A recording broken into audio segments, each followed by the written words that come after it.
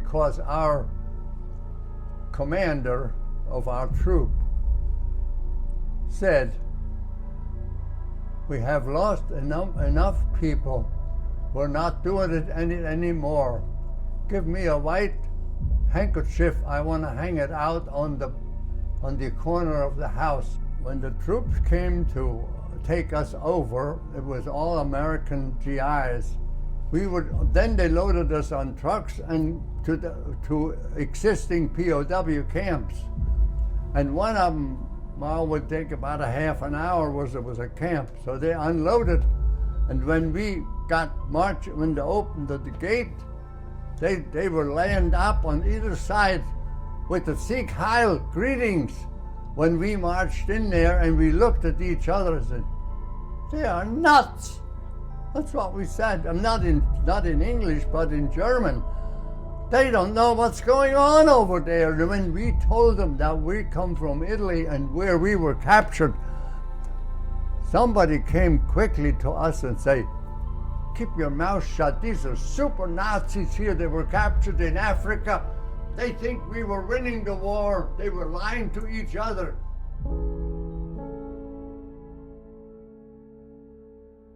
In the next morning, there's work commandos go out at 7 or 8 o'clock in the morning, and after they were gone, we 7 guys walked to the gate, and there was an American sergeant or whatever was in charge was there, and one of our guys spoke English, and he said, we feel threatened with our life because the words flew. We would like some help. And that guy got on the phone and we said, stay here. I remember vaguely. Mm-hmm. And a while later, an officer must have been contacted, and they said, everybody get ready, open the gate. We were took out and put in a civilian house, which was empty for us, and we stayed there.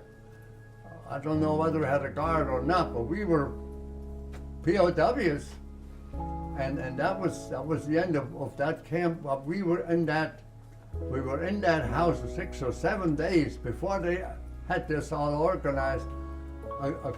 Two cars came and loaded us 7 or 8 people up and took us up to Indiantown Gap in Pennsylvania. It was a military camp, and there was bedrooms. I mean, they were like 20 or 30, they were long buildings, 20 or 30 beds. I was in charge of a group of about 10 people that were service people to that big mess hall. They served 12 to 1,500 soldiers every meal. And they needed 40 or 50 POWs. It was a great big place to do all kinds of work.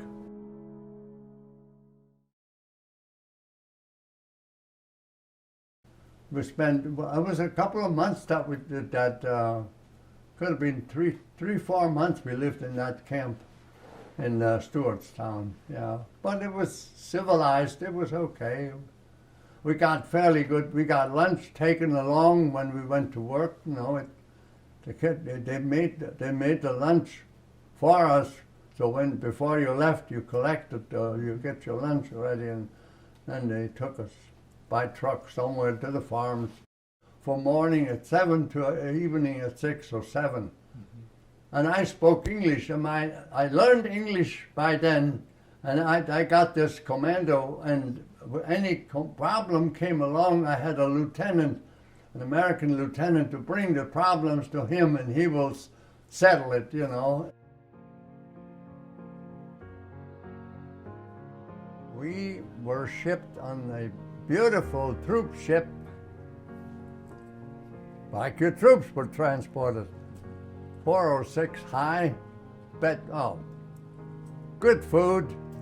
Well, POW, like POW, normal food, nothing extra, nothing big, but good service. And we landed in Belgium. We didn't know, we had no idea. Well, we were over there, unloaded, took us in Belgium, on a camp on a mountain, tent camp. We were, I don't know how many thousand or 100 POWs. And you wouldn't believe, this is interesting, we were told, Germany is poor. Take along what you can carry, what you will be using, your toiletry and a few things that will not be available in Germany. If you have a chance here to buy it, take it along. So we all had some things. We had, and of course some cigarettes. There was no cigarette smokes, or tobacco or this, and other things, toothpaste, I don't know, just odd things. They explained it to us what is rare and what you need to take along so you can survive in Germany, because there was nothing. There was nothing. They were stealing the potatoes at night. Awful stuff. That's how they told us, how they treated us to get. But I wound up in Belgium, and that didn't last long. They didn't send us to Germany because Germany couldn't feed you. There was no way to have anybody to come because starve. No, not enough food. So we stayed in Belgium for about 2 or 3 weeks on a mountain, tent camp, lousy. Food, crackers. Water, oh, terrible. They didn't want to feed, So anyway, sooner or later, they picked us up and on the border and put us on a boat and sent us to England. We landed in England on that boat, and again in an Air Force camp. I think they give us a decent meal because we were. That's when I found out, when I got to that camp and got on the scale, I weighed 95 pounds. 95 pounds. I must have been. I had no idea, but it's not. You got nothing but bread and water, practically, in Belgium. But Belgium itself had enough people that didn't get enough food, so it was bad anyway.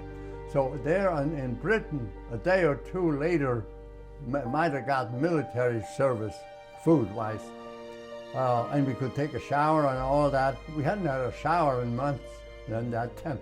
So then we shipped us up to Scotland. In Scotland, we went into a sports facility.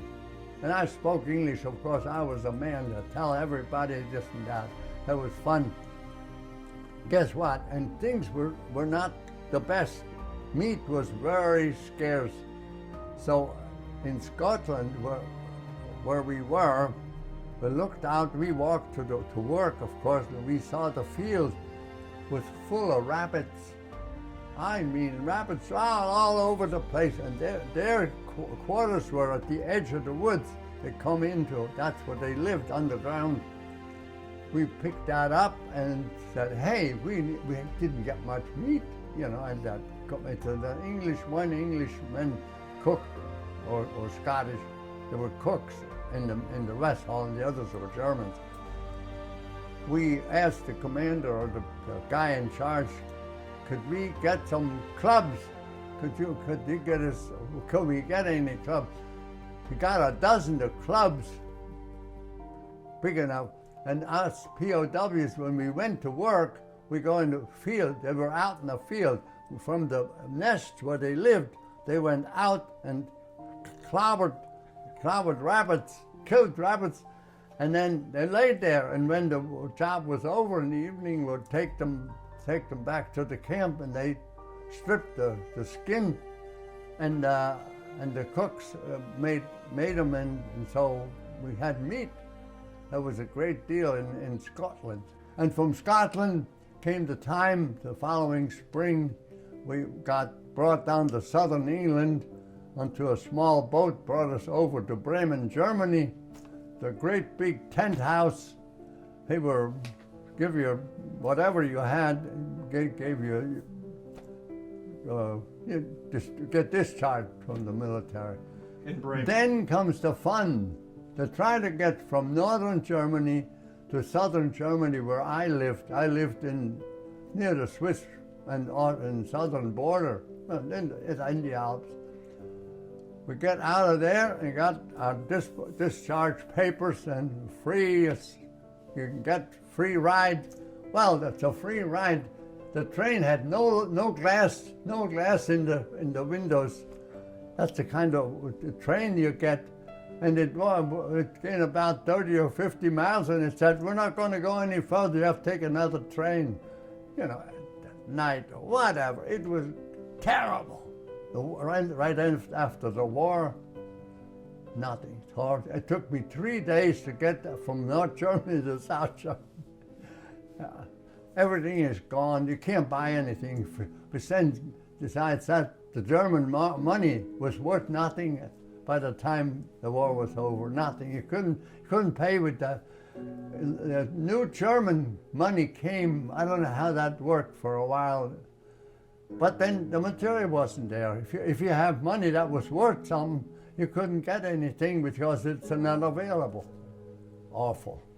The first year or two after the war, it was poor. Once the money changed, and after a while they changed the money. I didn't like it in German anymore. It just wasn't me, and I didn't like it anymore. What I've seen, I said there's something better than that, you know.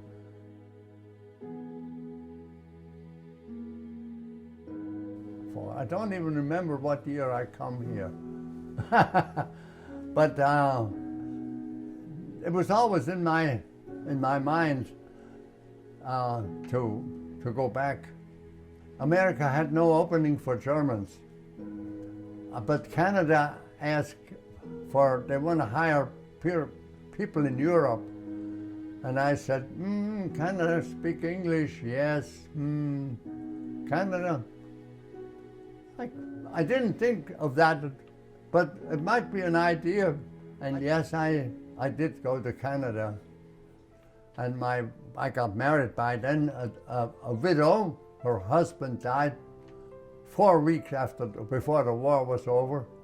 When I came from Long Island, I was come from Canada to Long Island, from Long Island to the USA. I said, I have to stop in Lancaster. I want to see Don Wenditz, the chef at Indiantown Gap. I knew Lancaster because I knew he was traveling from Lancaster to Indiantown Gap daily. That was his life. So I said, I have to stop in Lancaster to Don Wenditz. Just talk, I want to see him. And here he was so surprised, he couldn't believe it. Big deal, you know. Ernie, he knew me. So I said, I stayed with him for 2 or 3 days. And I said, well, we're on our way to California. Never been to California. He said to me, Ernie, you could stay here. I tell you what, I was in California, it's not all that great. Well, so I listened to my man. And I stayed in Lancaster. He kept me for a couple of nights, and I went in town. I spoke English, see? I went into town with my wife in the unemployment place, see if I can get a job.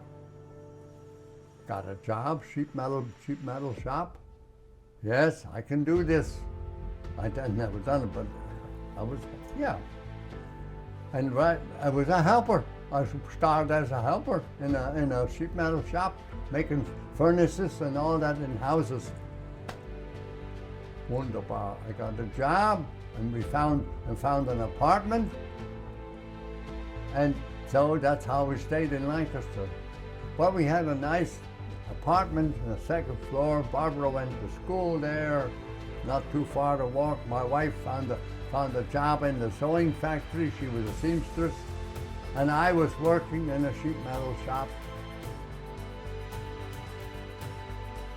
Freedom is only good when you can do something for yourself. The freedom, the way they're thinking, the way they're, I don't know what it is, American. I liked it. It's just something that you know you like about. Freedom is the key, but it's not. You can't misuse it.